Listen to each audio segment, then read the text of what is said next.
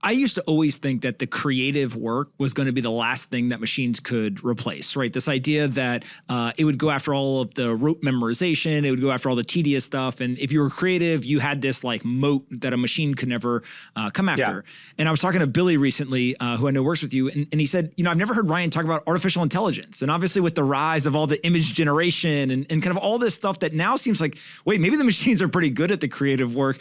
How do you think about the intersection between artificial intelligence, machines, and writing? Like if it's so solitary, it's so creative for you, could it one day replace humans, or how do you think about that? I have this weird experience with artificial intelligence, which is one of the things that I do. It's sort of a creative sort of practice is whenever I read a book. So like I go through them and I take notes based on the stuff that I like. And then I usually go and I'm either writing those down by hand on note cards, which is what I use for my research.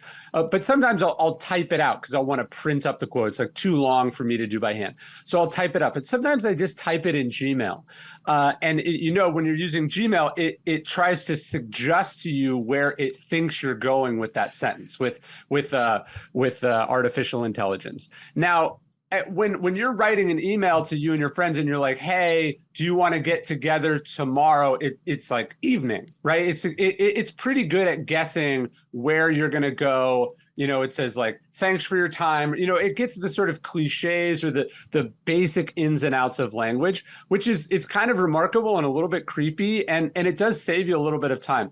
But I found as I type these quotes, and I've typed out, quotes from Hemingway and Fitzgerald and all the great writers in history, it is never guessed the end of a truly great sentence, right? And so maybe I'm deluding myself, but my view would be it can get sort of humdrum basics just in the way that it can guess, okay, you sent me an email about getting together.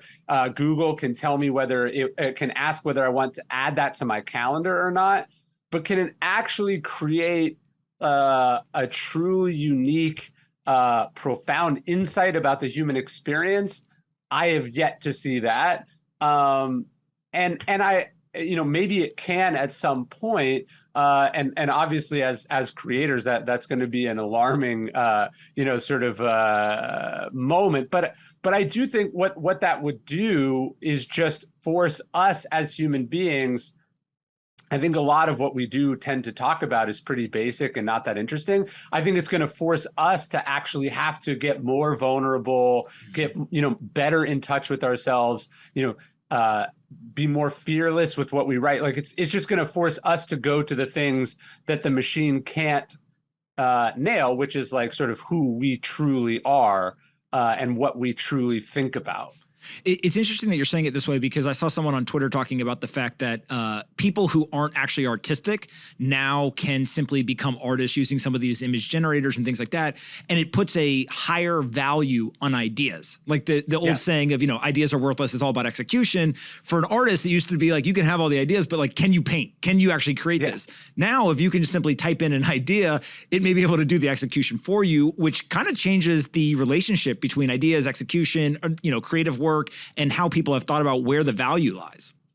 No, I think that's right. Although I've always argued that while execution is certainly important, brilliant execution without a good idea is essentially worthless. The core thing to make it as a writer is not, how good you are at marketing. Although if you're bad at marketing, you're probably not going to make it as a writer. The core thing is not how beautifully you can string words or sentences together. The core thing is, do you fucking have something to say, right? And do you have something to say that people haven't heard before, or that does something for people? This is ultimately the competitive advantage. And so I'm not sure it's necessarily new, but I think I would